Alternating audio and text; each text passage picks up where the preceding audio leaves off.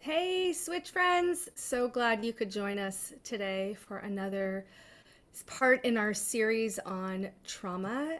Tonight we're talking about post-traumatic stress, PTS, post-traumatic stress disorder, that D at the end of it and what that is, and then complex post-traumatic stress disorder. I swear, 30 seconds in and I'm already making mistakes. So bear with me tonight. I'm sure we'll have a great conversation. Let me know where you are coming in from, and I'll try and say hi to everybody. And I know I'm recognizing some names, so thank you for some of you who have been coming in on a regular basis. It's great to see your names pop up in the chat. And so, yeah, let us know where you're coming from. And if you have any questions or comments, I'll do my best to try and address them as we go along.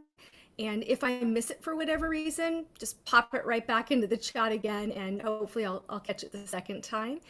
And then if you see me looking off to the side, that's what I'm looking at. And so with that, we'll get started, and we have some great slides for you. So great. Save the butterflies. Oh, I love that. Save the butterflies is coming in from New York. I'm actually in the Silicon Valley in California, so the San Francisco Bay Area, down the street from where your iPhone headquarters is at. So that's where I'm at currently. Stephanie, I think it's Stephanie's first time checking in. So welcome, Stephanie. We're so glad to have you from New Mexico, and Jake from New Zealand. Oh my gosh, I don't even know what the time is there, Jay, but welcome. Aaron from Montreal. And so usually catches the replay, but you got to be here live. Very cool. I'm so glad you could join us, Aaron. Welcome. And Amanda, yay, Amanda. Some of you I recognize. Nikki, I think, has been here before, so welcome. And Lori and Samil, so Hi, everybody, and forgive me if I mispronounce your names. I apologize profusely. So with that, let's get started with our slides. So post-traumatic stress D disorder, and then complex post-traumatic stress disorder. And so in the world of psychology, we usually diagnose things. It's what we like to do. It makes us, have a little bit more control over treatment plans. And so for this purpose, we're really not looking at the diagnostic criteria, but more about the difference between the three. And I can answer those questions if you have them. And, please ask questions and I'll do my best to answer them. If not, I can at least direct you to the right resources.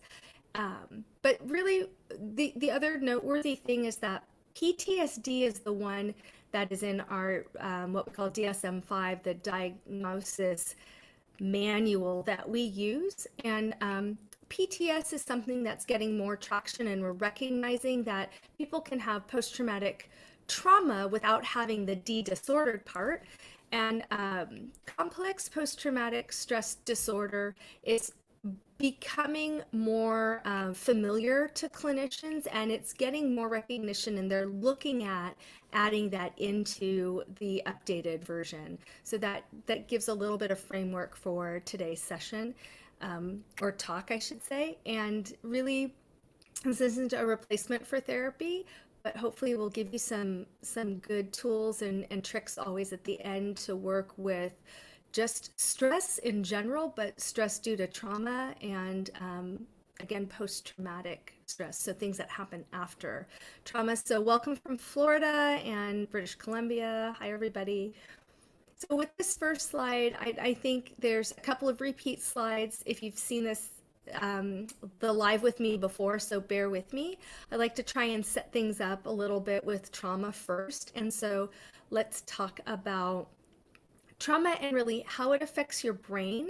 And we're going to look at PTS, PTSD, and CPTSD from more of a holistic or total body experience. So mind, body, and spirit. And you can define spirit however you'd like. Some people say that's their conscious, subconscious. Other people look to a specific religion or spiritual practice.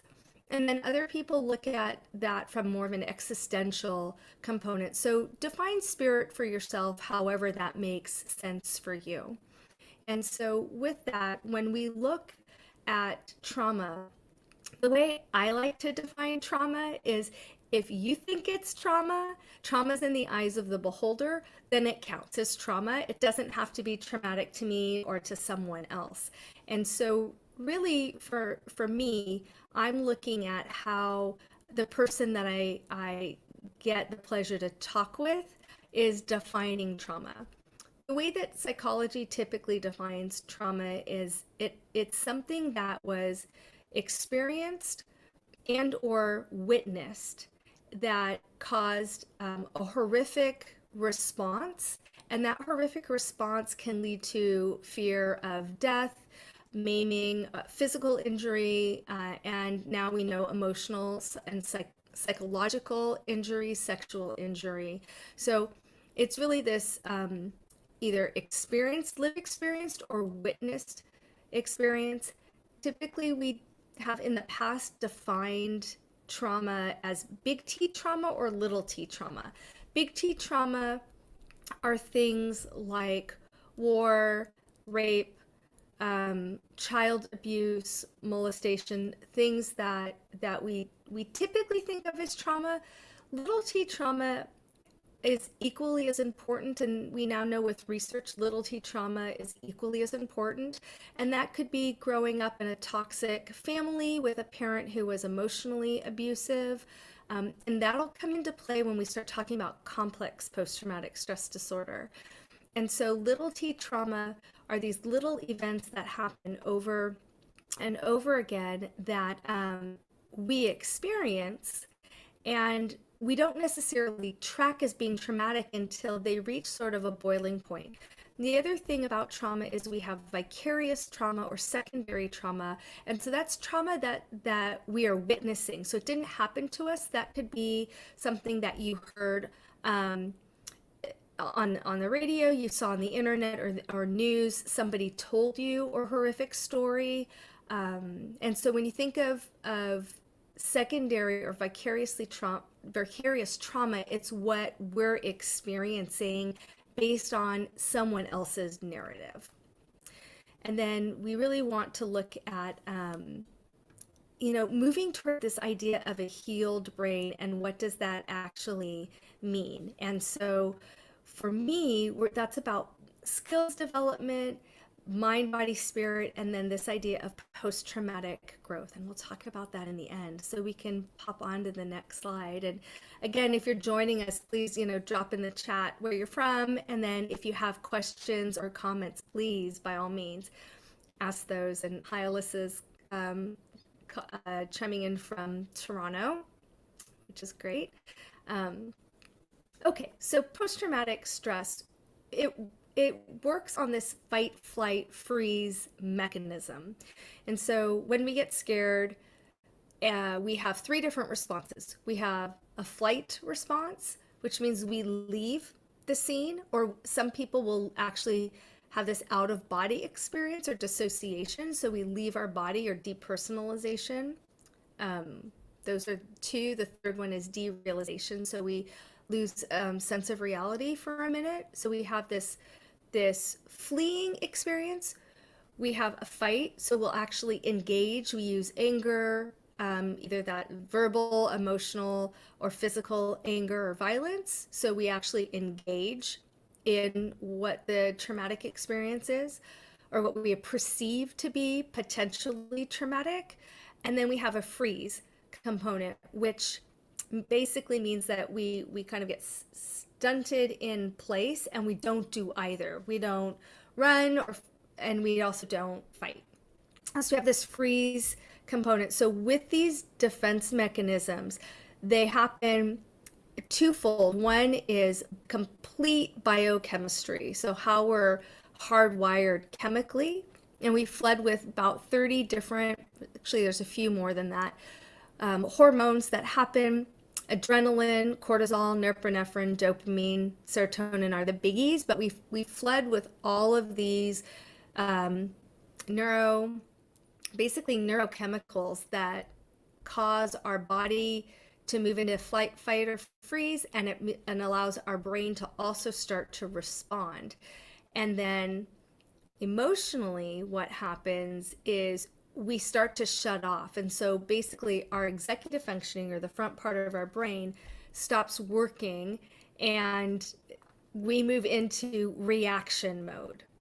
So we have this chemical dump, we move into reaction mode, we react to whatever we're experiencing, and then afterwards it takes about 72 hours to 2 weeks, depending on the experience, for all of that biochemical chemistry to sort of flood, the flooding that happens from it, leave our body, and we come back to this baseline or homeostasis. So we have a chemical reaction, we have an emotional.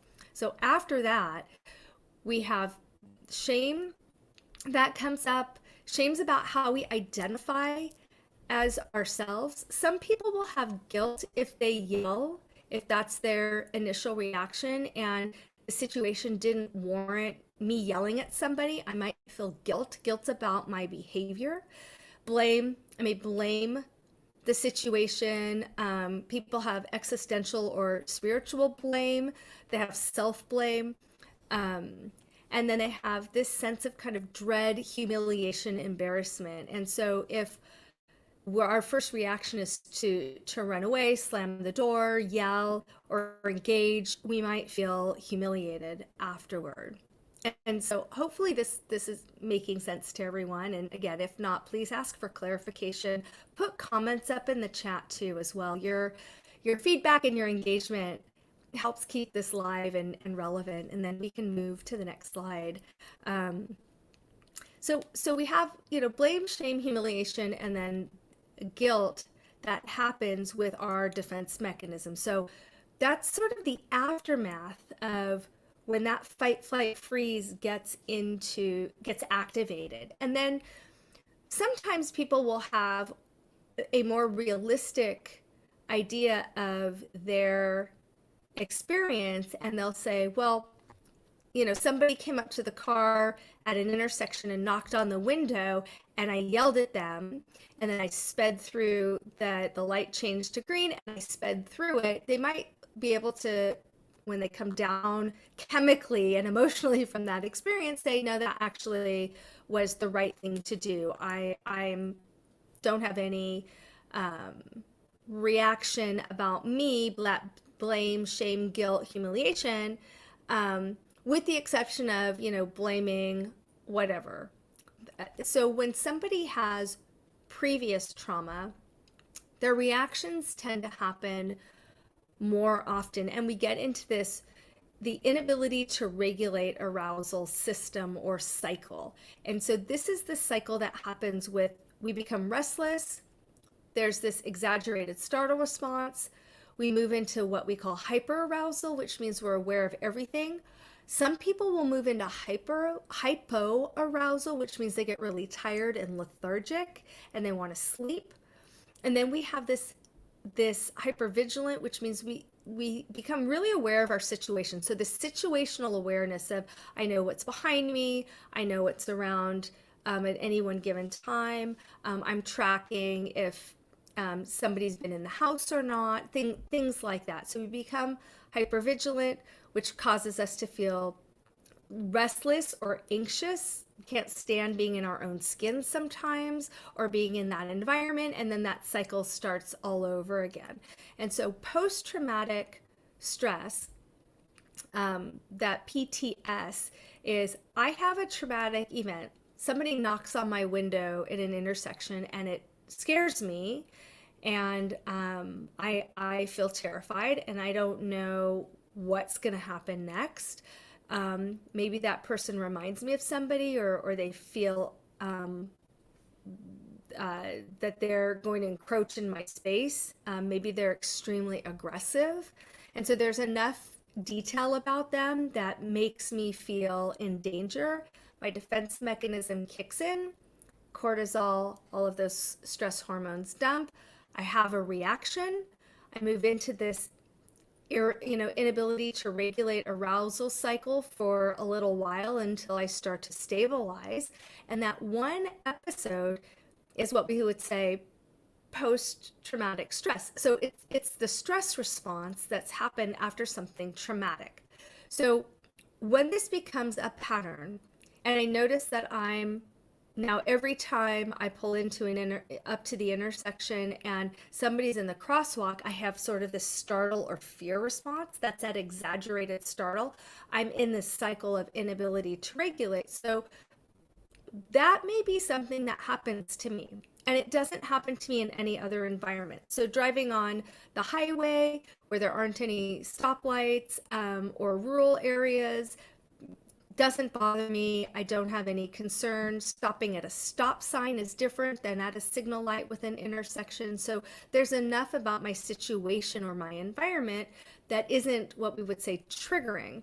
But the minute I am in traffic and I'm at that stoplight and somebody's coming near the car, I have that startle response. My defense mechanism kicks off. I move into hyperarousal.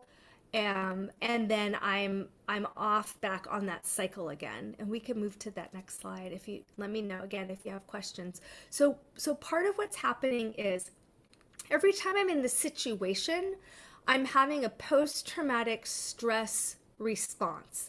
So the question is always, when does it become a D disorder? And we'll keep coming back to this, but when it's a disorder, when we say it's post-traumatic stress disorder, there's a lot of different criteria that we'll go over that makes that D disorder.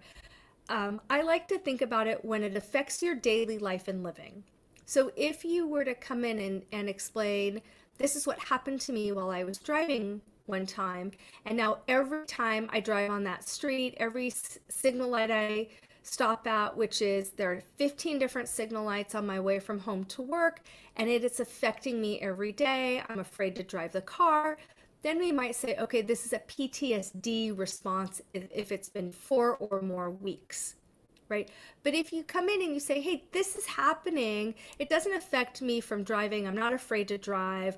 I just noticed when I'm in this particular environment, I have this kind of response, then we would say, okay, that's more post-traumatic stress, that you're having a stress-related response based on something that's a traumatic experience. And so traditionally what happens is when we move into this cycle and we start catching it, we move into avoidance. We avoid, like I said, we stop driving on streets that remind us of the trauma. Maybe we don't drive at all. We're afraid to drive. We start to dissociate. If I think that I have to drive, I might have this fear that has a fear-based response. Again, that's going to initiate that fight, flight, freeze. Maybe I move into anxiety. Maybe I have some panic around that. And that's going to start to shape how I'm experiencing what I do next. So I may start to avoid driving, and then we numb. And we numb in a bunch of different ways. That can be substances. It can be avoiding situations or people, and with isolation. It can actually be things with diet, exercise, caffeine, binge watching TV all the time instead of doing activities that we love. So there's all different ways that we avoid having to cope, because and when we start to think about that, we notice that our heart's racing and we're starting to have these physical reactions that we hold in our body, and the way our body holds trauma, we start having those physical reactions, and it kicks us right back into that dysregulation, or that cycle again, that puts us back on that flooding with all of those stress hormones and in the fight, flight, freeze. And I hope this makes sense. So it's very cyclical. Okay, next slide, please. We'll move on. Any questions or comments so far? Hopefully this is tracking. You can always give me a thumbs up in the chat so I stop asking you about that. Yeah, anyway, we can talk about signs of PTSD. So I mentioned that we don't diagnose PTSD until it's been 4 or more weeks, and there has to be a series of criteria. For me, it's when it affects your daily life and living, and so there's multiple different kinds of criteria. And so it's not uncommon for things like what we would say a mood disorder or depression and anxiety to match the post-traumatic stress event. And thanks, Nilda, I appreciate it. So once we kind of get through the event, typically what happens is when it's PTS, we may have, like I said, we may experience it every time we're in the same situation, but we don't experience it in other ways. When it's moving into PTSD, we're starting to become more aware of a lot of things. So we're starting to have hypervigilance and situational awareness around a lot of things, not just driving in the car. It might be now I'm looking at all of the different people in a shop that I'm in, and I'm scanning the room to see if there's people that look unsafe to me or remind me of the person that came up to the car. I might be checking my back more often. I might be afraid to engage with people. So that hypervigilance starts to seep into not all of my events, but most of my events. So I keep kind of staying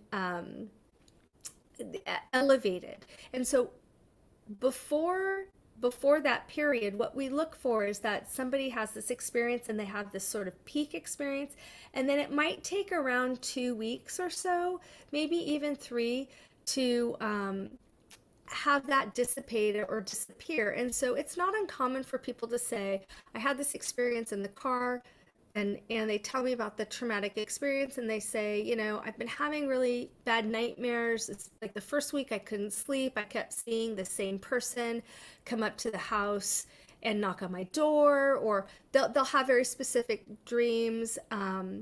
they'll have nightmares about, seeing the same kind of event happen. Movies might be triggering where they'll witness a similar type of event, and that'll be troublesome for them. And then what will happen is that'll start to go away. So then people will say, well, I'm not having nightmares every night. I've had two or three. And then maybe by week three, they're like, yeah, I'm not having nightmares anymore. I'm sleeping fairly well. So that's what we're looking for. And so that experience after something traumatic should start to go away between 3.5, 4 weeks. If it's still continuing after 4 weeks, that's when we start looking at PTSD. And so we look at about nightmares, night terrors, and night terrors are you're so immersed in the nightmare that you're not easily aroused. And so people sometimes you'll scream out or you'll talk.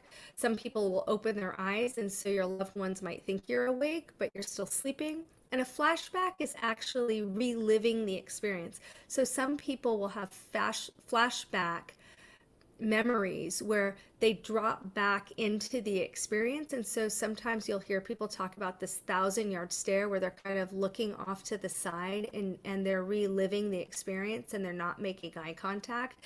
And it's sort of this piercing stare. And it takes a minute for you to kind of, hey, like, come back to me, and then they'll re-engage. So those are different ways that flashbacks appear.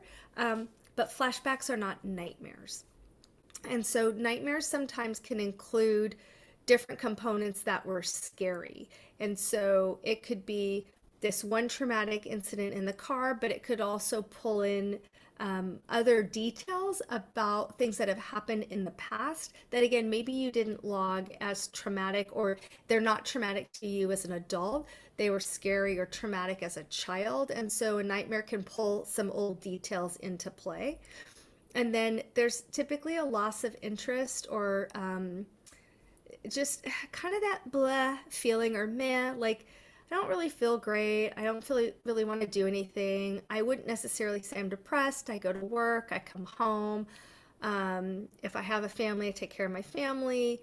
But I just kind of have this loss of pleasure, loss of interest in activities. The feelings of guilt, shame, blame also go up. And so that happens. And so this shame, blame, and guilt, anger can happen. Unwanted thoughts. So now I'm afraid that every time I hear a knock on the door, I'm reliving the knock on my window. So we have unwanted thoughts, or I'm afraid now that every time I get in the car, I'm going to be attacked. And so my sense of reality is mapping how I feel about the trauma, not always something that's logical. And then we're overly anxious and worried. We're that hypervigilance, right? We're constantly aware of our environment. So these are some of the signs of PTSD. So I'm going to take a break and try and answer some questions here. So Alyssa asks, what are the most common reactions to trauma that people have? That's a really great question. There's lots of studies out there, and they constantly change based on people's exposure to politics, COVID, and social media. And so those three things in the last 4 years and then in the last 2 years have really changed what people report as being the most common reaction. But typically what happens is people will report that they're not sleeping well, they're afraid or anxious, worried all the time.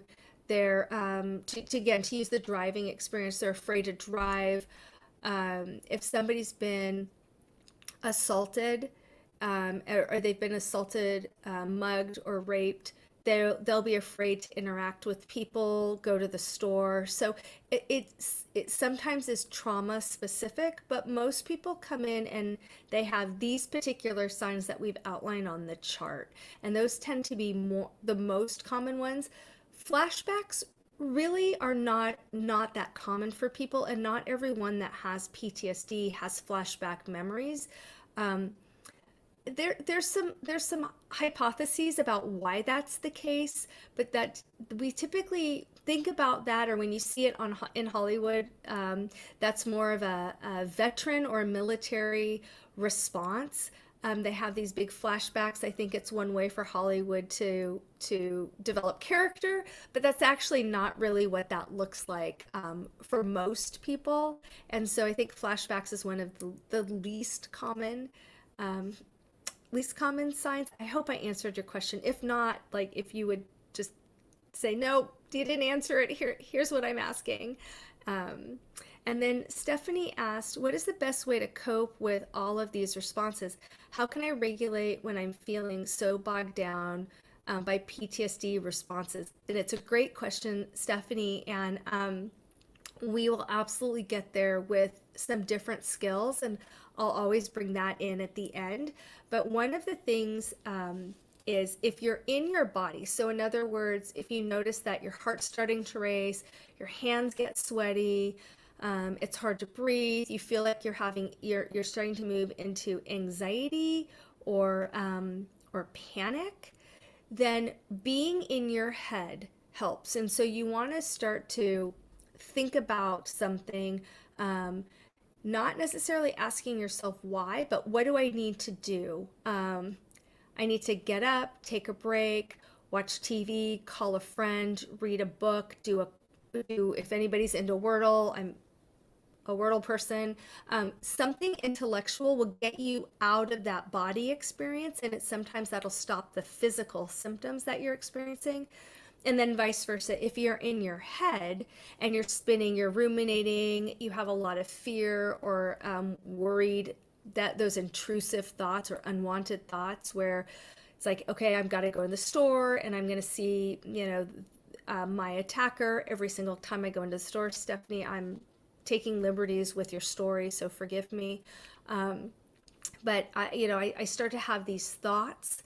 Then what we want to do is we want to use thought stopping, which is a cognitive behavioral technique, and say basically stop and visualize, if possible, a stop sign. Okay, stop, take a breath, and when we take those big belly breaths, that sets our flight, fight, freeze mechanism. So that's actually what starts to reset our biochemistry, and we start to calm down. So big belly breath, and then not why. Why is this happening? Because we want to do this, analysis paralysis. We want to think it to death or rationalize it to death. We don't want to do that. So what we want to do is stop, big belly breath, and then what do I need to do next? What do I need to do next? I need to go into the store. I'm going to be okay. I have my list. I will get my 5 items and I will get out of the store. And if for some reason I don't feel safe, I can leave. So I keep coming back, and the problem is we think that's like a one and done. We do it one time and it helps and we feel better. And the reality is we do it, we feel better, and then 30 seconds later we forget again, because those intrusive thoughts or the unwanted thoughts and worry happens so intensely that it forces us back into the cycle. And so some of this is practice, but the idea is when you're in your mind that you do something physical. So stop stopping, stop the thought, redirect. What do I need to do next? If the redirect doesn't help, then doing something physical, getting up, washing your face, holding an ice cube, drinking something, your favorite tea, something hot or cold will help. Going out for a walk, if you're into exercise, taking a few minutes, and even just a few minutes to get out of your head into your body will help. Some people, have their favorite playlist and jump around and dance. I love the Taylor Swift song as an example, because when you shake, then you're actually releasing a lot of the stress hormones out of your bloodstream, and you're calming your nervous system down, that APH axis. And so part of our parasympathetic and our sympathetic nervous system, and the way that interacts together, when we shake, it actually starts to calm down the parts that are flaring up. And so if you've ever seen elk or deer, how they start shaking from their head all the way to their tail when they get scared, that's what's happening, is they're resetting their nervous system, and then they kind of go on their merry little way. So anything like that will help.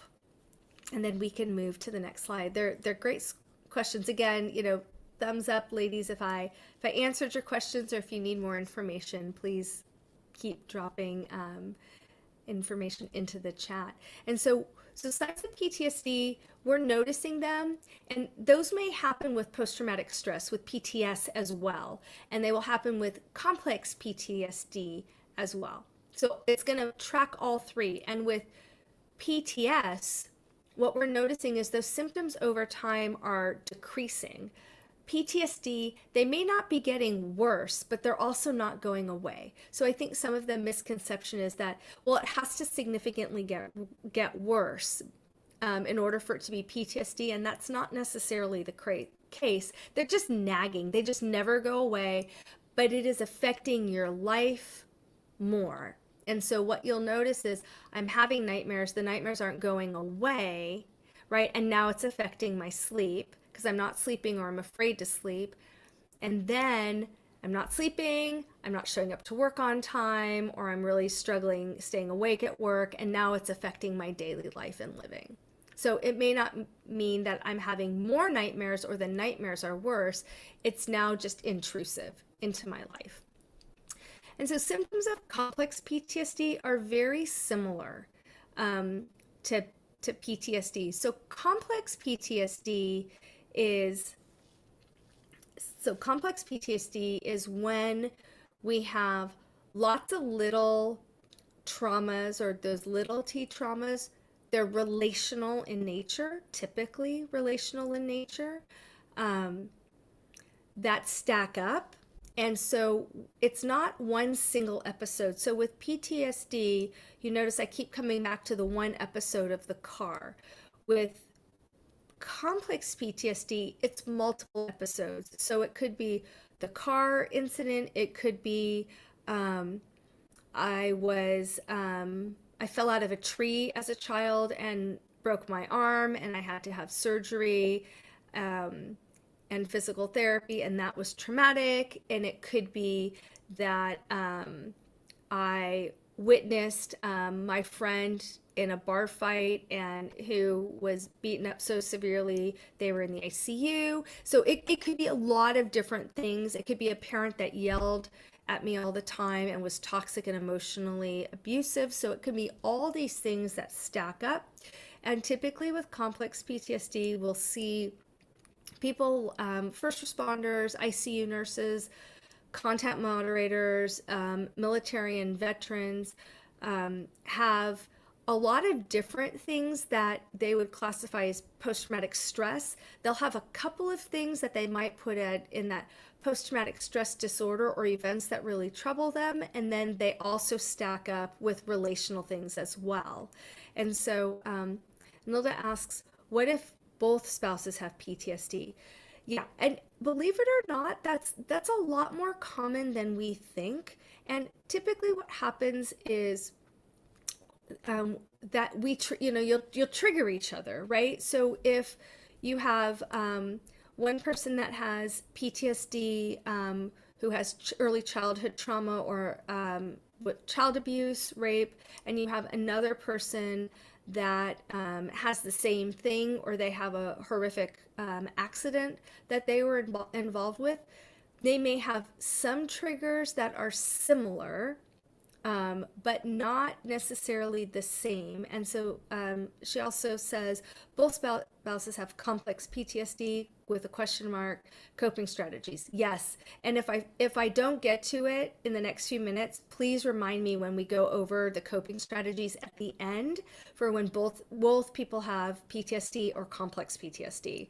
And so what happens is that loud noise, there could be fireworks, loud noises, and for one person that sounds like gunshots, and for another person that may sound like doors slamming from their early childhood, and both people will have a startled response, right? And so you've got both people trying to work through bringing that hypervigilance down a little bit and their defense mechanism is flared. And then sometimes that can cause arguments between spouses because both people are triggered and they're working on trying to develop their coping mechanisms and get back to that baseline. Other times, different things trigger different spouses. So, for example, sometimes clients will tell me, I work with a lot of military, first responders, ICU nurses, refugees, law enforcement, people who've been through war, and they'll say, fireworks and car backfiring sounds like gunshots, and that's how this person responds, and that's really triggering for them, but it doesn't bother me at all. But when I was a child, we had a home invasion and we're held at gunpoint. And so if I see anything like that on television, or if I feel like somebody's been in the house, then I have a trigger. And so people will have different triggers and they'll have similar responses at different times. And so that's kind of how that works when both people either have PTSD or complex PTSD. And then someone else puts in and says, a friend of mine is coping with his trauma in an unhealthy way, alcohol. How can I help him curb this? Yeah, that's part of the problem is that numbing, right? And it really is avoidance. If I don't feel it, if I don't think about it, I don't have to deal with it. And people will say they feel like the event or their traumas haunt them, right? Or overtake them. And so, when somebody's using substances, it's very difficult. Most oftentimes, people don't want to change because they're afraid to feel the trauma or re-experience the trauma, or they're so afraid of the symptoms of the trauma that they don't want to they don't want to change their behavior. It's too scary and it's too painful. And so really in urging people to go to therapy and finding a trauma-informed therapist, I can't say that enough, a trauma-informed therapist. So somebody who's used to working with trauma, and that's what they do. Those are their people, and really starting there, and sometimes not necessarily going after, hey, you're drinking a lot, or I notice alcohol's an issue, because then we put the person that we care about on the defensive. At the same time, it's important too for us to keep our own boundaries around when things are affecting our lives, right? So if this person is always, coming to get-togethers or social events, and they're intoxicated, and you're saying, you know what, this is really not, it's not cool. I don't like it. I don't like being around people that are drinking that heavily. Being able to assert healthy boundaries and using very loving I statements. I care about you so much. I understand you're going through a really hard time. It's really hard for me when you're drinking, for me to be around, and I care about you, and it hurts. So can we get together when you're not drinking? So being able to very gently assert boundaries, and know, where you start and stop is really important with that. So complex PTSD, I think you've all read the signs. The suicidal ideation, so a lot of this stuff, again, is similar to PTSD. In fact, all of these things can be related to PTSD. What makes it complex, or the C part of it, is that it's multiple things, and it's typically relational by nature. It's something that I've experienced with someone else, whether that's something I've watched. I've watched domestic violence incident can be an example, or I've watched something horrific happen in front of me, or something that I've experienced. And toxic relationships can definitely fall into that CPTSD component. And then I think we can move to the next slide. I hope I answered the alcohol question for you. But really, it starts with trying to gently talk about therapy, because most people that are using substances to cope really are terrified of giving it up. It becomes the safety net and a way to dampen down those feelings. And then, Nilda, good. Yes, keep me on track, please.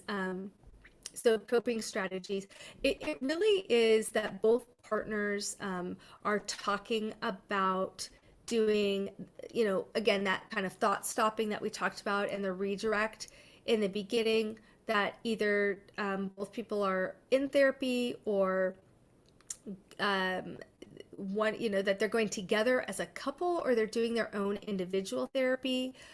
There's a lot of really great techniques out there, and we'll get to that in the end. But that both people are doing the work as some kind of amnesty, and so that if there's both people are triggered and that there's an argument, that there's that reparative work for the relationship that's necessary, and really awareness of, when either one of us gets triggered, I notice that, we have a trend to do this other thing that's not so great.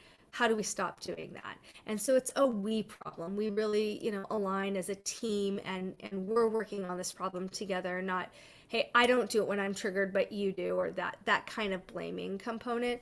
And trying to have those conversations when defenses are high, regardless of if that's from the other person. It could be that both people are very defended because they've been triggered. That's not the time to have relationship conversations. Really, it's like that needs to calm down a little bit before engaging in really effective communication and using those skills to help have conversations.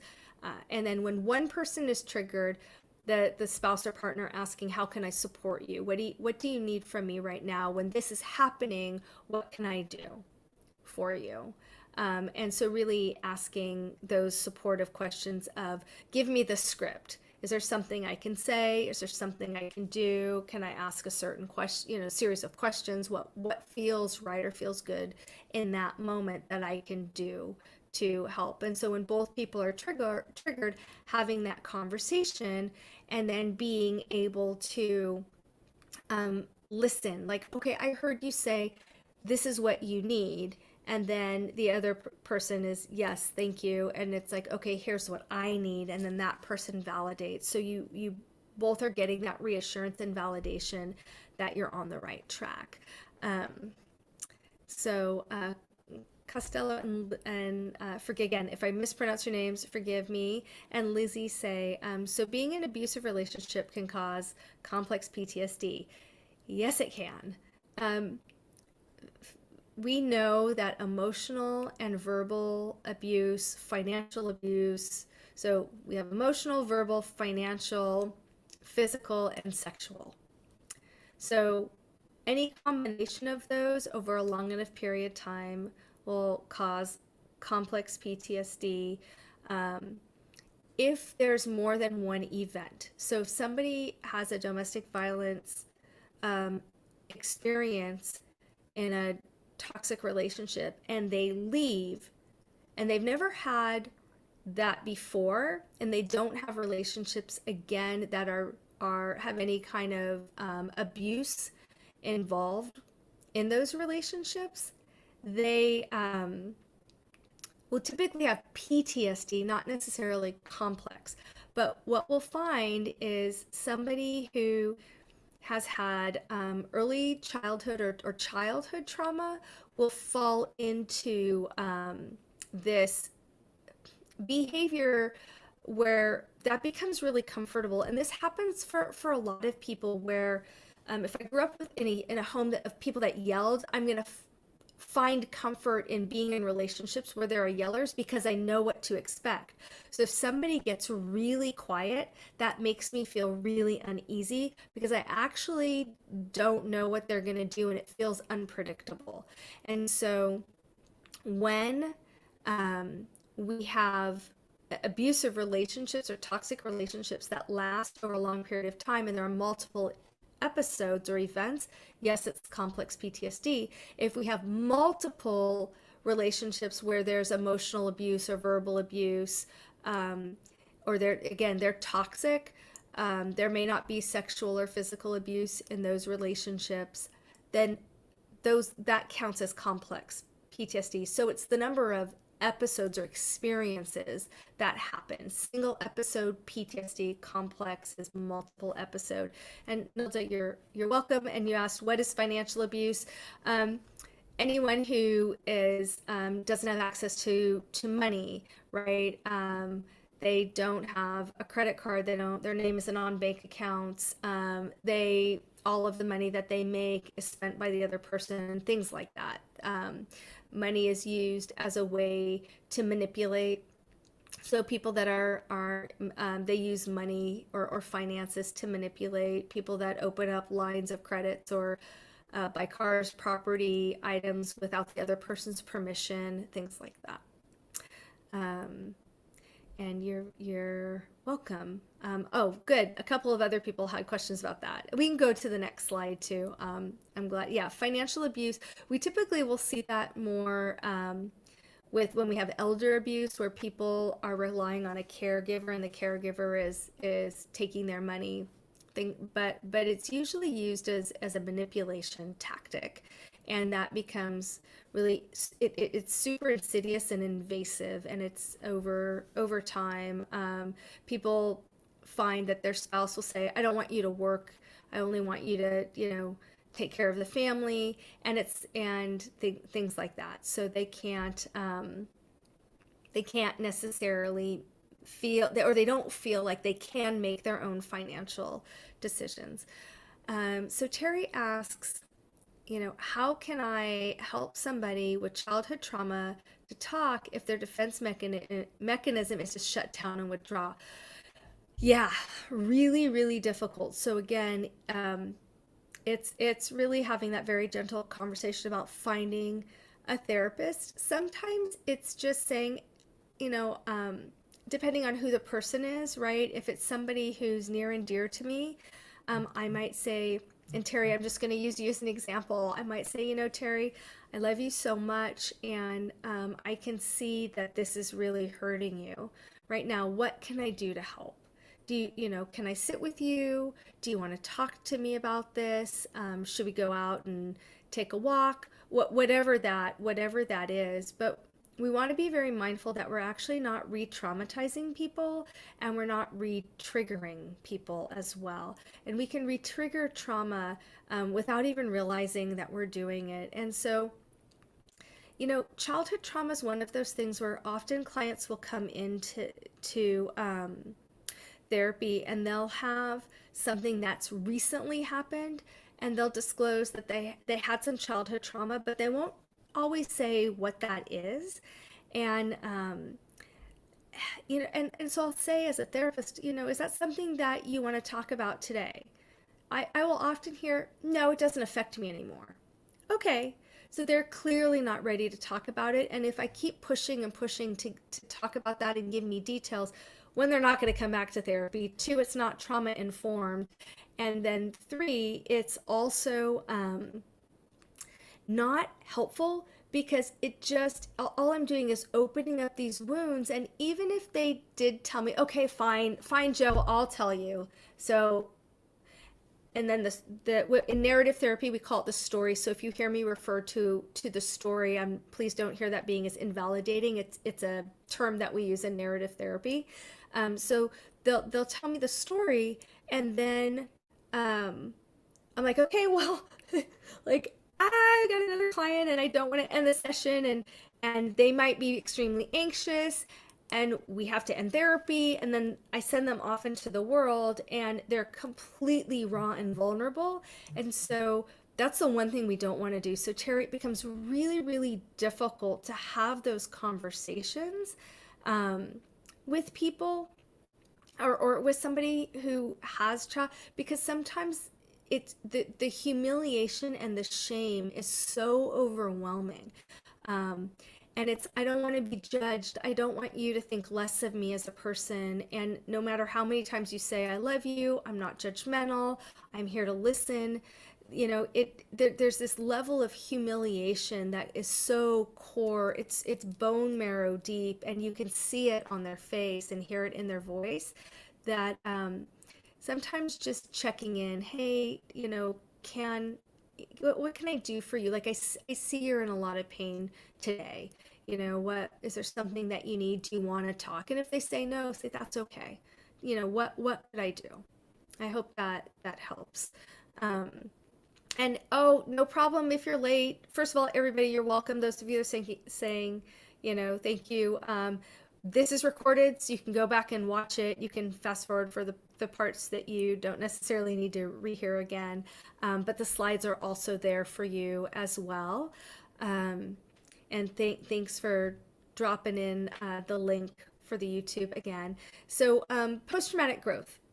Post-traumatic growth, and here's the model, this Thrive model, is really what we're after. And then we'll jump to the next slide. I want to be mindful of the time and not make you all stay for another hour and a half because I could talk about this forever. But it's the Thrive model. And really what we're looking at doing is saying, okay, and so what? Not and so what, who cares? It's unimportant. But and so what does that mean for me as a person? So you'll notice traditionally people will talk about being a victim, then they'll do some, whether it's self work or they'll do some therapy work, and they'll talk about being a survivor, and then they'll move into different theoretical places. Some people will move into post-traumatic growth and they'll say, if I didn't have this experience, I wouldn't be this person. And also, other people will say, if I didn't have this experience, I wouldn't be PST, CPS, CP. I will get it right. I promise you folks, by the end of this talk. CPTSD, people come in and they feel broken, and so they say, I'm broken. And so sometimes when people have early childhood trauma, that's how they're feeling. And so they don't necessarily want to tell somebody, especially somebody that they have a relationship with, that's how they feel. And so we move into from trauma, we want to move into this, okay, so what does this say about me? How does this define me? And working with all of those negative messages and self-talk and behaviors and moving that into not this trauma made you who you are today and you're a strong person now, but really this trauma changed your life forever, right? And for some people, didn't cause it, didn't create it, can't control it, can't change it, right? And so there's this concept of radical acceptance, which is it is what it is because it is. And so that becomes really important. And then what does that mean for me right now? So this and so what? Not so what, who cares? And then we can move to that next slide. I'm gonna take a breath to just read these things. You're so welcome, everybody. Good. I'm glad this has been helpful. So post-traumatic growth, this moving forward. And so for me, with all self-disclose, I talk about this when I do talks or talk on Switch. With my PTSD, for me it was really important. And then I've learned that over years that I've been working with this for a long period of time, that it's probably more complex than traditionally what we thought of PTSD. But for me, it was really important in my own personal therapy work that I got out of the victim stage and then moved into survivor stage. That was important, and it took me a really long time to do it. I was in and out of therapy because it was too painful, and I didn't want to deal with it, and I didn't know what I was actually dealing with. And so for me, that was a big part of the problem, was I didn't know what to identify. I just knew I felt all this stuff. But once I figured it out, and then moving into survivor, and then I stayed there for a long time. And then when I went back to therapy, which propelled me into wanting to go to psych school, whole nother story for a whole nother day. But when I started doing therapy again, feeling like I was a survivor, I felt like the trauma had power over me and it didn't feel good anymore. So I felt almost victimized by being a survivor, if that makes sense to everybody. And so that radical acceptance was so important because I was able with years of therapy to get to a point where I am the sum of all of my experiences, good, bad, and indifferent. And so what does that say about me? Absolutely nothing. Because in an hour, my experiences will be different. And tomorrow, my experiences will be different. And some days I have great ones and I get it right and I feel great. And there are other days where I feel re-triggered or I don't get it right and I have a much harder time. But being able to keep that perspective is really helpful for me. And being able to say I'm the sum of all of my experiences, and I didn't cause it, didn't right, all of those things was really helpful. And so Sharon says, over the past weekend, my daughter-in-law tried to commit suicide. My son just married her in April of last year. My son is scared. What, if anything, can I do for him? Oh, Sharon, yes, I agree. We are sorry to hear this, and it's heartbreaking. It's a great question. I think it really is. How can I help? What do you need? I'm here to listen, and it would be helpful if your son isn't talking to somebody, being able to have him get into therapy, again, trauma-informed therapy, into a support group would be helpful for him, not just her, if he feels like that's appropriate.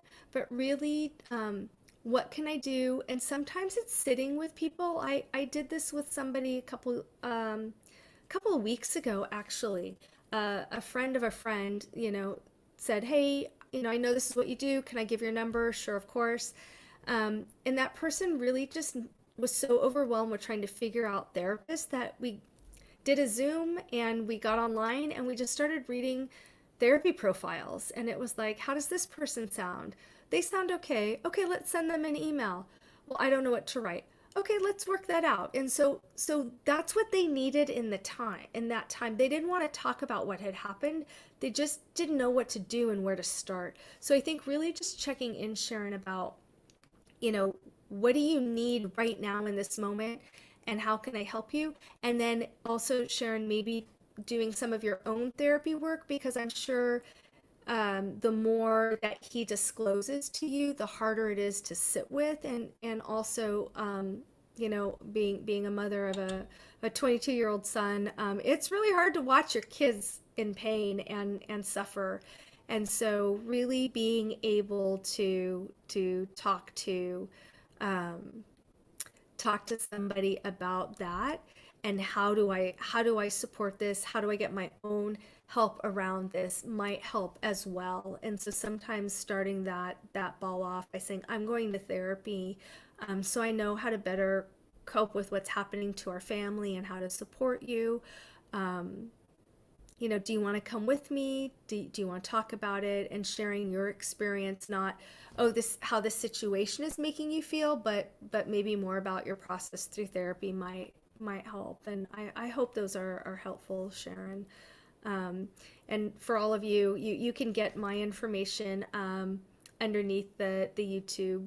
I know Switch posts all of that, and people can find me on our socials and send me a DM or send me an email. If you get stuck with resources, I'm happy to send you some.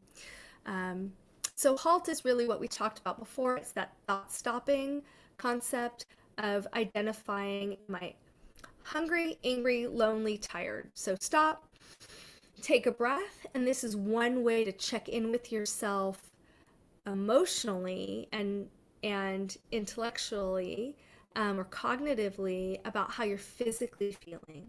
And so if you're physically churning, am I hungry, am I angry, am I tired, am I lonely? If you're emotionally churning, stop, take a breath, and then pick one, am I hungry? Nope. Am I angry? No. Okay, what do I need right now? I need to go take a breath. And then we can jump into the next slide. And yes, thank you for my fantastic Switch moderators. I know I always appreciate their support and helping me move from like one slide to the next, and we can switch slides. I think we have one more. We do. And yes, thank you for your courage and sharing your story. All of you who are willing to share your stories and your experiences. It makes these lives just so rich, but it also uh, allows me to be able to hopefully give some information to us as a group and to people that are going to watch this after the live. And it helps inspire them too. They can also see the chat with when they rewatch the live as well. So thank you for that. And the last slide real quick, if you've got any last questions. I'm so sorry. I know I've run you 10 minutes late.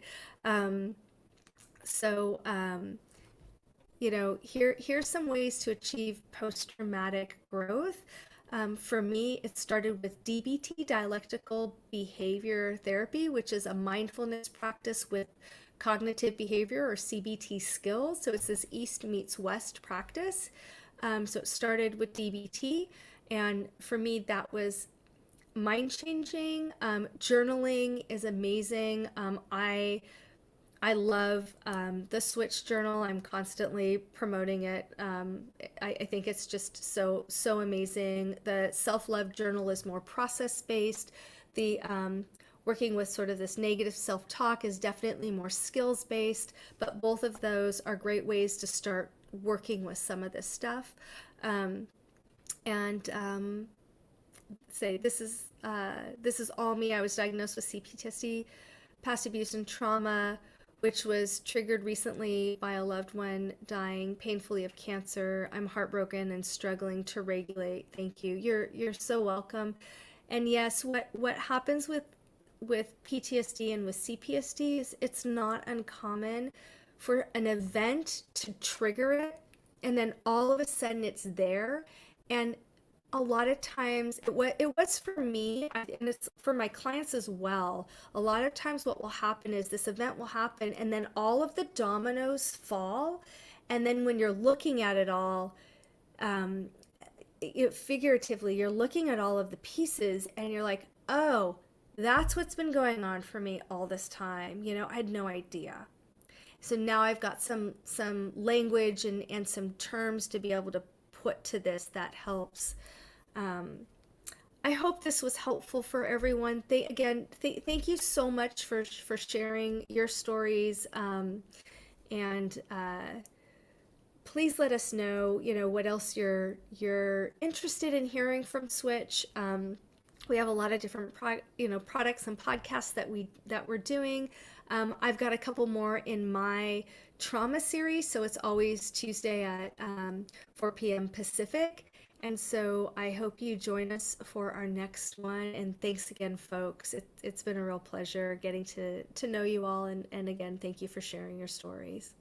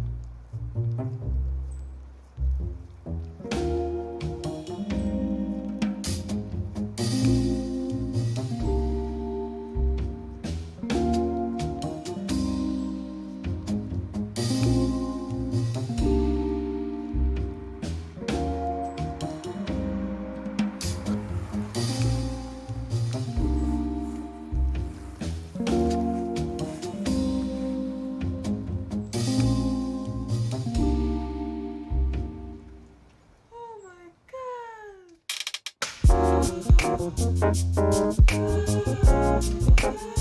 God.